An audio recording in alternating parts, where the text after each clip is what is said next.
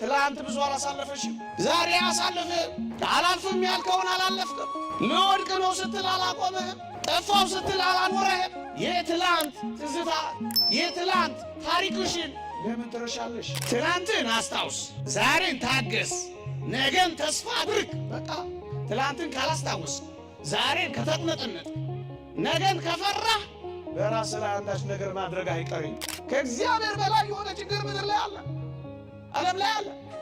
ያውም ያንተ ችግር እንኳን ያንተ ችግር የዓለሙ ሁሉ ችግር ጉዳዩ አይደለም። እግዚአብሔር አንተ የኔ ነህ፣ ዋጋ ቢስ አይደለም፣ ውድ ዋጋ ተለጥፎብሃል። ማንም የማይወደኝ ምስኪን ነኝ አትበል፣ በዘላለም ፍቅር ወዶሃል።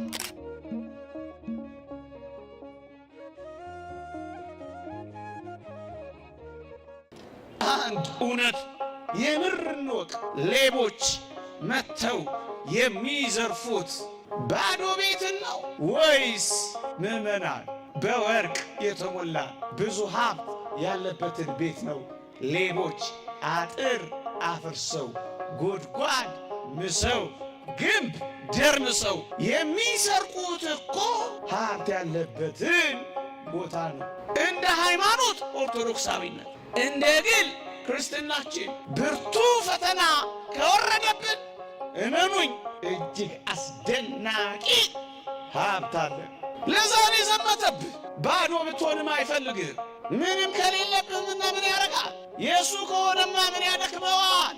አንተ ብዙ ሀብት ስላለህ እንደምትፈተን አስበው። የመንግሥተ ሰማያት ተጓዥ ስለሆንክ ከዛ መንገዱ ያስቀርሃል። ምክንያቱም አንተ ክርስቲያን ነህ።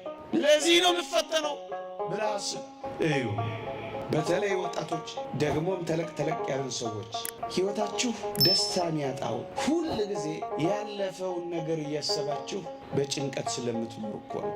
ግን አስቡ፣ ያለፈውን ሕይወታችሁን የምትኖሩ ብቻ ከሆነ ወይኔ እንዲህ አጥቼ፣ ወይኔ እንዲሆኜ በነበር፣ ወይኔ ይህን አርጌ በሆነ እያላችሁ ያለፈው ሕይወታችሁ ላይ ፖስት ተደርጋችሁ ከሆነ ያለፈው ሕይወታችሁ ላይ ቆማችሁ ከሆነ እመኑኝ ፈቀቅ ሳትሉ በጭንቀት ታልቃላችሁ። ጭንቀታችሁ የሚመነጨው ያለፈው ላይ ብቻ ትኩረታችሁን ስላደረጋችሁ ነው። አንድ ሁለተኛ፣ ነገን እየፈራችሁ ከሆነ ስጋት ይገባችኋል። ነገን በስጋት ካያችሁት ነገን እግዚአብሔር ከመውጫው ጋር ይሰጠኛል ካላላችሁ ነገን ትፈሩታል። ስለዚህ ትጨነቃላችሁ፣ በስጋት ውስጥ ትኖራላችሁ።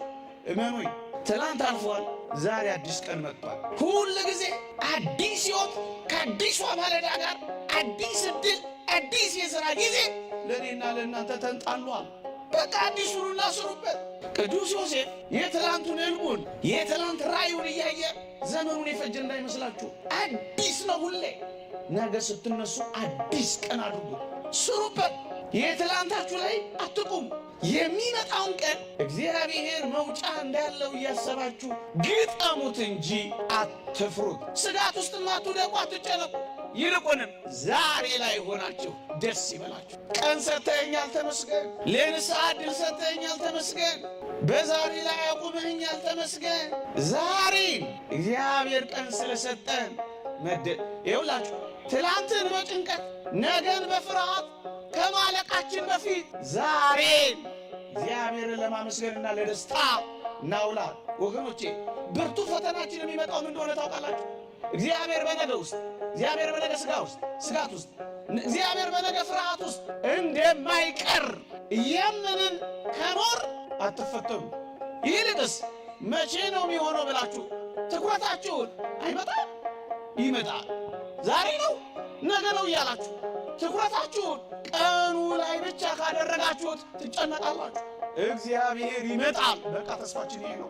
እግዚአብሔር አይቀርም፣ እምነታችን ይሄ ነው። እግዚአብሔር ከፈተናው ጋር መውጫ አለው፣ ሃይማኖታችን ይሄ ነው። እሱን ካሰባችሁ አትጨነቁ፣ እንደውም ደስተኛ ትሆናላችሁ። እንደውም ወደ ቅድስና ሕይወት ስትገቡ ፈተና ካልመጣባችሁ በቀር ቅር የሚላችሁ ይሆናል። የቅድስና ሕይወትን ትለማመዳላችሁ። በተለይ በራሳችን ላይ አንዳች ማድረግ፣ ራስን መቅጣት ይኸውላችሁ ራስን መቅጣት፣ ራስን ማጥፋት፣ ራስን መግደል የሚሉት ብቻ አይደሉም። እጅግ አደገኛ በሆኑ ሱሶች ውስጥ መግባት፣ እጅግ አደገኛ በሆኑ ልምምዶች ውስጥ መግባት፣ ከዚያ መውጫ ማጣት፣ እነዚህ ሁሉ ነገሮች በሕይወታችን የሚከሰቱት ትላንት እግዚአብሔር ምንም እንዳላደረገልንና እንዳላሳለፍን ሁሉ ከትላንት ላይ የእግዚአብሔር የእኛ ትዝታ ታሪክ ማስታወስ ያቅተን ነው። ትላንት ብዙ አላሳለፈሽም። ዛሬ አሳልፍ አላልፍም ያልከውን አላለፍክም። ልወድቅ ነው ስትል አላቆምህም። ጠፋው ስትል አላኖረህም።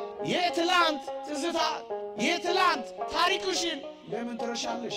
ሁላችንም እንደዚህ ነው የሆነው። ሁላችንም እንደዚህ ነው የተደረገልን።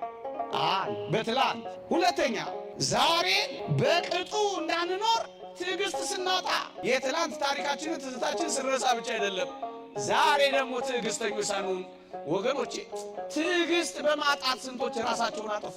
ትንሽ ቀን ሲያልፍ እኮ የሚያሳልፈውን ነገር እግዚአብሔር ያመጣል። ከእግዚአብሔር ቀድመው ራሳቸውን ቀጥተዋል። የት አለ እግዚአብሔርና እርሱ ተገናኙ? ለምን? በዛሬ ላይ ቁንጥንጦች ነን ብዙዎቻችን። ተቁነጥናጭ ዛሬ ካልሆነ አሁን ካልሆነ እንደውም ቅድም በሆነ ነበር። ተቁነጠናጮቹ ዛሬን በትዕግስት የእግዚአብሔርን ሥራ እንዳላይ ትዕግስት አጥተናል። ተቁነጥናጮች ሆነናል። እግዚአብሔርን መቅደም ሙያችን ሆኗል። ሁለተኛ ሶስተኛ ለነገ እንኳን እንዳንቆይ ወዲህ ደግሞ ተስፋችንን ክደናል። የዘላለም ተስፋችንን ክደናል። ለዚህ እኮ ነው ጨክነን ሱሰኞች፣ ጨክነን አንዳንድ ክፉ ነገር ተለማማጆች፣ ጨክነን ገመድ ላይ የምንጠለጠለው፣ ጨክነን መርዝ የምንጠጣው፣ ጨክነን በሰውነታችን ላይ አንዳችን የምናደርገው ወገኖች። ስለዚህ ትናንትን አስታውስ፣ ዛሬን ታገስ፣ ነገን ተስፋ አድርግ። በቃ ወገኖቼ፣ ትናንትን ስታስታውስ፣ ዛሬን ስትደሰት፣ ነገን ተስፋ ስታደርግ ትኖራለህ። አለበለዚያስ ትላንትን ካላስታወስ፣ ዛሬን ከተጥነጥነት፣ ነገን ከፈራህ በራስ ላይ አንዳች ነገር ማድረግ አይቀርም። ምክንያቱም ሕይወት በትላንት በዛሬ በነገ ላይ የተመሰረተች ናታ። እነዚህ በተስፋ ለዚህ እኮ ነው ተስፋ ተብሎ የተነገረው። ትላንትን ለትውስታ፣ ዛሬን ለደስታ፣ ነገን ለተስፋ በሕይወትሽ ውስጥ አስቀምጪው፣ በሕይወት ውስጥ አስቀምጠው። በራስ ላይ አንዳች አታደርግ። አንድ ቁም ነገር ግን እንገራችሁ። አሁን እንዲህ የምናደርግ ሰዎች እኛ ከገጠመን በላይ ገጥሟቸው የኖሩ ሰዎች ግን እንዳሉ እንዳትረሱ። ቤት አጥተው የሚኖሩ ሰዎች ግን አሉ፣ ራሳቸው ምንም ያላደረጉ። መጽሐፍ ቅዱስም ላይ በርካታ ቦታዎችን ማንሳት እንችላለን። ሁሉም እነዚህ ነው የኖሩ።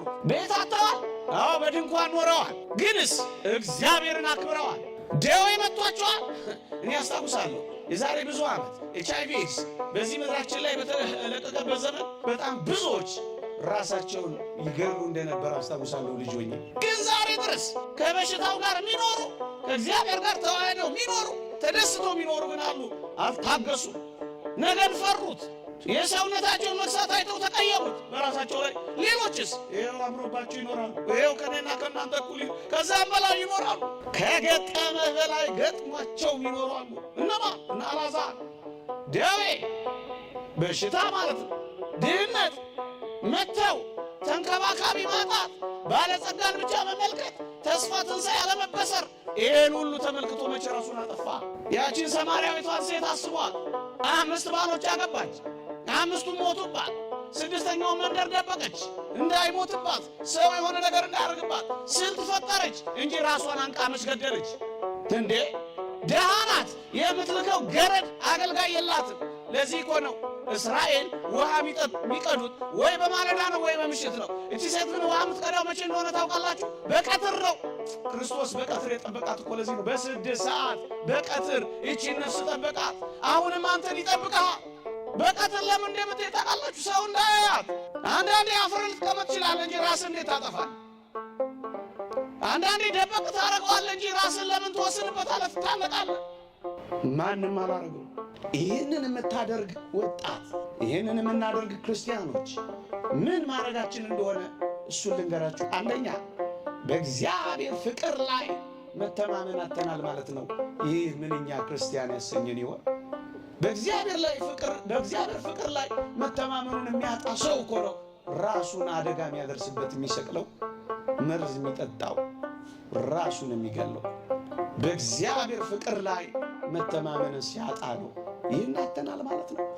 እግዚአብሔር ለእኛ ያለውን ትኩረቱንና ለእኛ ያለውን ጥበቃው ጠፍቶብናል ማለት ነው። ሁለተኛ ደግሞስ እጅግ የሚያሳዝነው ከሞት በኋላ ያለውን ሕይወት መካዳችን እኮ ነው።